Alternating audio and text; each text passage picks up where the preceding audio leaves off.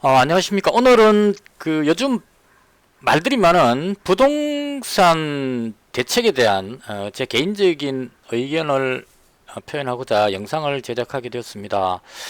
요즘 서울의 집값이 너무 폭등하다 보니까 정부에서 집값을 잡겠다는 의도로 각종 대책을 내놓고 있는데요.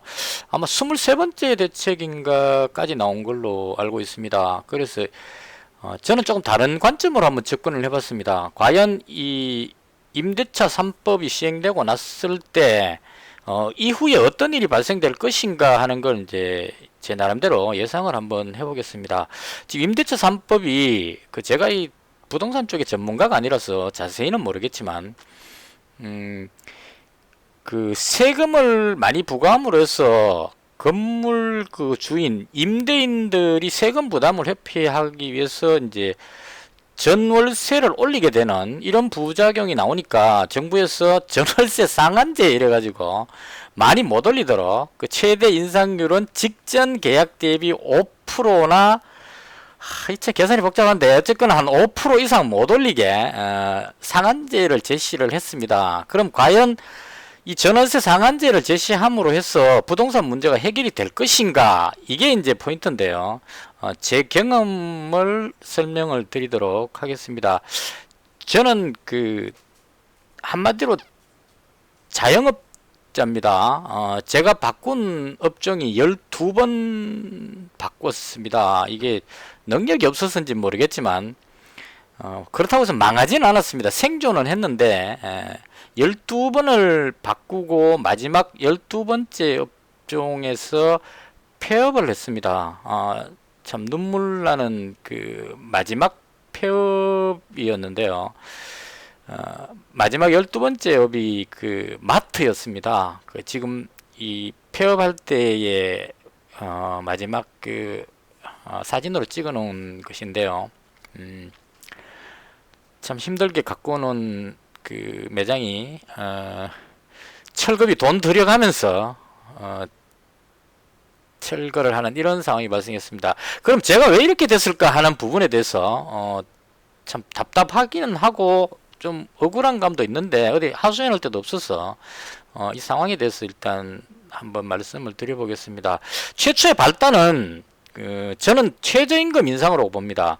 2018년도로 기억하는데요. 시간이 좀 많이 흘러서 제가 정확한 기억은 아니지만 제가 마지막 장사를 자영업을 한 게 마트였고 마트 바로 이전에 편의점을 했습니다. 편의점을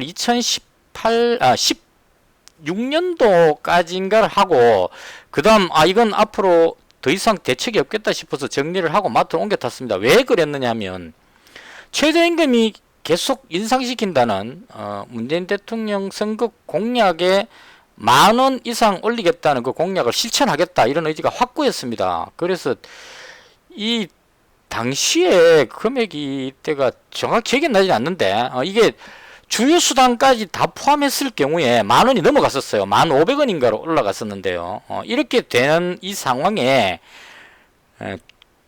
최저임금은 올라간 게 아니고 4대 보험까지 또 다 가입을 했습니다. 편의점 아르바이트생은 보통 한 2, 3개월 나오다가 그냥 연락 없이 실종되는 경우가 많기 때문에 거기에 4대 보험까지 가입을 잘 안 하려고 하죠. 그래서 어쩔 수 없이 이제 점주들이 대신 넣어주는 그런 현상도 많은데요. 이런 부담에다가 최저임금 너무 올라가니까 점주인 저보다 아르바이트생이 더 많이 벌어가는, 역으로 말하면 아르바이트생보다 돈을 못 버는 현상이 발생될 걸로 예상이 됐습니다. 그래서 이건 도저히 안 되겠다 해서 편의점을 정리를 하고 5년 동안 했던 편의점을 정리를 하고 그 다음 마트를 운영을 하게 됐습니다. 아까 폐점 사진 보여드린 여기 진열대 놓고 시설해서 거의 한 2, 3천만 원 들여서 내부를 다 갖고 만든 마트였었어요. 아르바이트 없이 가족끼리 운영하겠다 해서 집사람하고 저하고 저희 아들이 주말에 좀 도와주는 식으로 그렇게 운영을 했었습니다. 그래서 최저임금 인상 부분에 대한 어떤 소나기는 피할 수가 있었는데요. 이게 시간이 흘러가면서 어떤 문제가 발생이 됐느냐 하면 이 당시 때 논쟁이 많았습니다. 최저임금이 많이 급격히 상승하니까 편의점 하시는 분들의 카페에 이렇게 인상되면 점주들이 다 죽는다, 자영업 다 망한다, 이런 여론이 강했습니다. 그래서 그때 이제 정부 측을 지지하는 사람들의 여론은 최저임금 때문에 힘든 것이 아니다. 그 월세가 너무 비싸기 때문에 그렇다. 이런 쪽으로 방향이 선회를 했습니다. 그래서 이게 이상하게 월세 부담이 너무 커서 자영업이 힘든 것이다로 돼버렸어요. 최저임금이 급격히 올라갔는데 제가 봤을 때는 최저임금 영향으로 보여졌는데 일단 여론 분위기는 월세가 너무 비싸기 때문에 그렇다 해가지고 월세를 못 올리게 막아야 한다 이쪽으로 여론이 가서 좀 있다가 뭐가 나왔냐면 그 임대료 상한제 5% 상한제라는 게 나왔습니다. 지금 이게 많이 보던 문구라서 제가 그래서 이 집 방송을 만들게 됐어요. 전월세 상한제에서 그 인상률을 5% 이상 못 올리게 막았죠. 마찬가지입니다.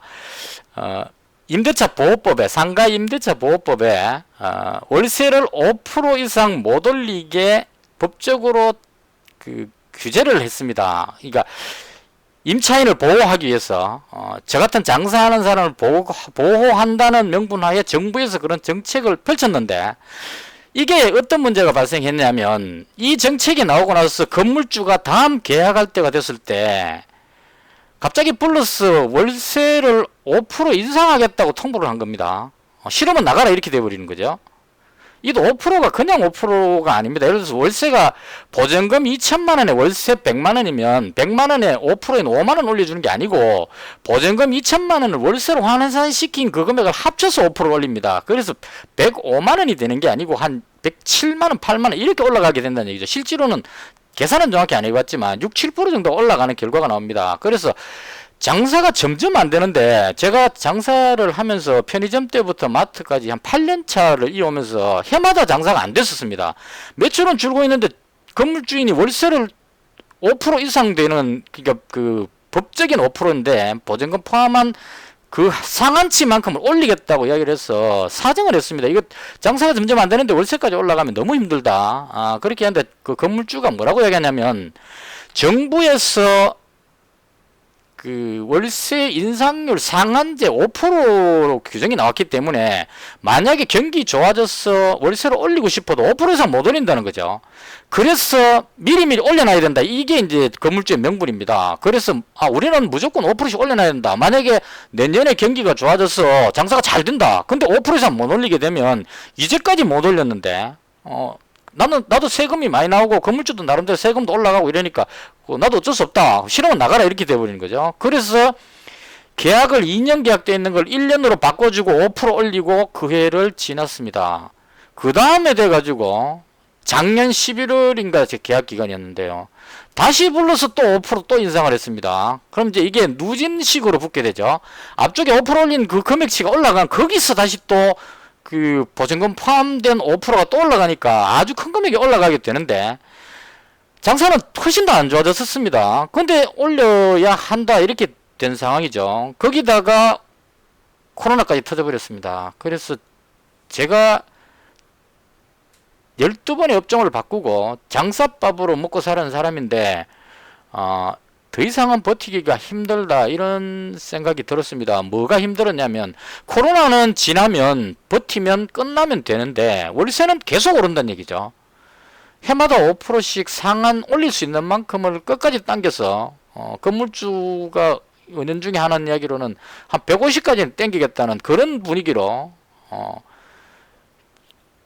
이 감당을 할 자신이 없었습니다. 그래서 코로나도 문제가 그 결정타를 주긴 했지만 그 이전에 올라가는 월세를 감당하기 어려워서 장사는 점점 안 되는데 전부 다 온라인 거래를 하기 때문에 마트 장사가 안 됩니다. 그래서 장사가 안 되는 상황에서 월세는 자꾸 올라가는 이런 상황이 되다 보니까 도저히 못 견디고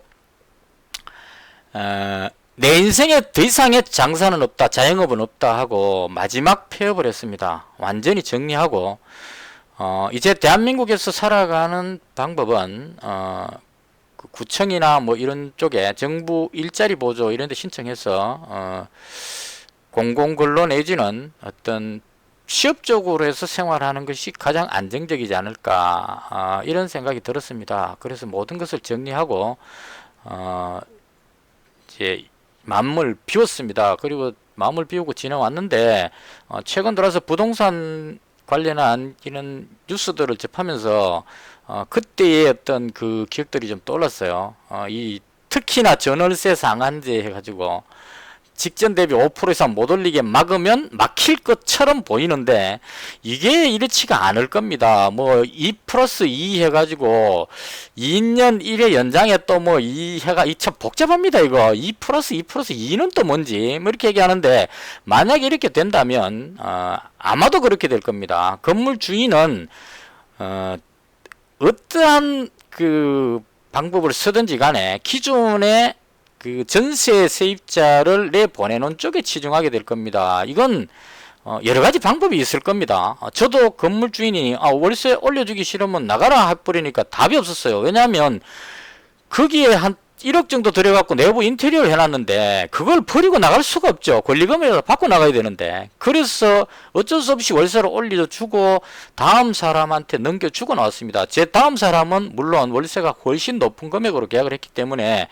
건물주인은 그 임대차 법규에 걸리지 않죠. 새로운 계약이니까. 마찬가지입니다.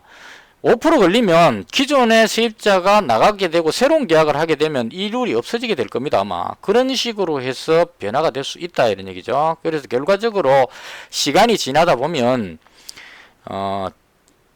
임차인을 위한 세입자를 위한 정책으로 정부에서 상한제를 비롯한 여러 가지 대책을 내놓는데 결과적으로 이 부분이 전세 세입자들이 전세 물량이 없어져서 월세로 전환되게 되는 요즘처럼 그 이자가 낮은 금리가 땅바닥인 이 상황에서 월세로 전환되는 자체가 고통이죠. 달달이 그 돈만큼을 더 비용을 지출해야 되는 이런 상황으로 내몰리게 될 것이라는 게 제 개인적인 예상입니다. 그래서 저는 손 틀고 나오고 나서 홀가분하다는 생각을 합니다. 앞으로 있으면 계속 올라갈 월세에 장사는 점점 안 되는 이런 악순환이 있는 상황에서 차라리 정리하고 굳이 장사를 하겠다면 노점상을 하는 것이 더 낫다.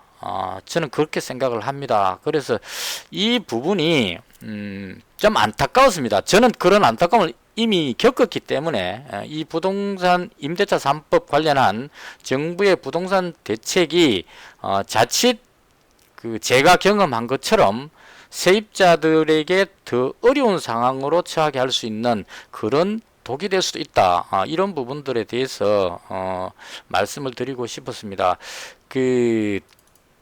제가 경제학에 뭐 많은 것을 공부하지는 않았지만 아담 스미스가 그 국부론 뭐 이렇게 얘기하면서 모든 걸 시장에 맡겨라. 정부가 개입하지 말고 시장에 맡겨라. 이런 주장을 펼쳤는데요. 물론 그 부분이 그냥 시장에만 맡겨놓으니까 여러 가지 부작용이 있어서 그다음 케인즈가 나타나서 정부가 어느 정도 통제를 해야 된다. 뭐 이런 그 여러 가지 경제학적인 논리가 많이 있지만 제가 봤을 때 자본주의 시장, 자유시장 경제 체제에서는 어느 정도는 시장의 구조, 수요와 공급에 맞춰서 흘러가는 것이 맞지 않을까. 그러니까 정부에서 어떤 통제를 해서 요즘 이런 얘기도 나오죠. 임대료가 자꾸 전월세가 올라가니까 정부에서 공공 물량을 공급하겠다 뭐 이런 이야기 나오죠. 저희 때도 그런 게 있었습니다. 상가와 월세가 자꾸 올라가니까 정부에서 상가를 다 매입해 가지고 거기서 정부에서 월세를 받으면 안 되느냐 뭐 이런 식의 있었는데 불가능합니다. 그거는 그렇게 되면은 모든 자산을 정부에서 다 그다 들여 가지고 자본주의가 아니죠. 그렇게 되면 시장 경제가 무너지게 됩니다. 그래서 불가능하고요. 그런 상황으로 봤을 때 부동산 쪽은 시장의 수요와 공급에 맡기는, 그러니까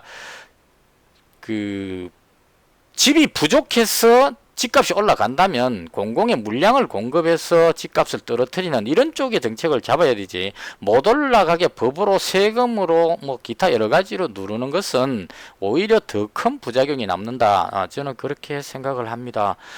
그래서 상당히 힘듭니다. 특히나 저 같은 자영업 하시는 분들 올라가는 임대료에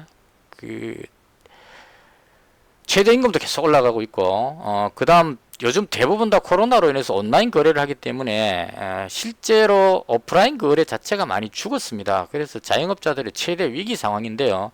이런 어려운 상황이 과연 잘 해결될 수 있을까 하는 그런 염려가 많이 되어서 개인적으로 제 의견을 한번 담아봤습니다. 밝고 희망적인 이야기를 하는 것이 좋겠지만 또 이런 문제점들도 지적함으로 해서 거기에 대해서 대책을 세워 나가는 그런 여론도 필요하지 않겠느냐 하는 생각에서 영상을 만들게 되었습니다. 시청해 주셔서 대단히 감사합니다. 여기서 마치겠습니다.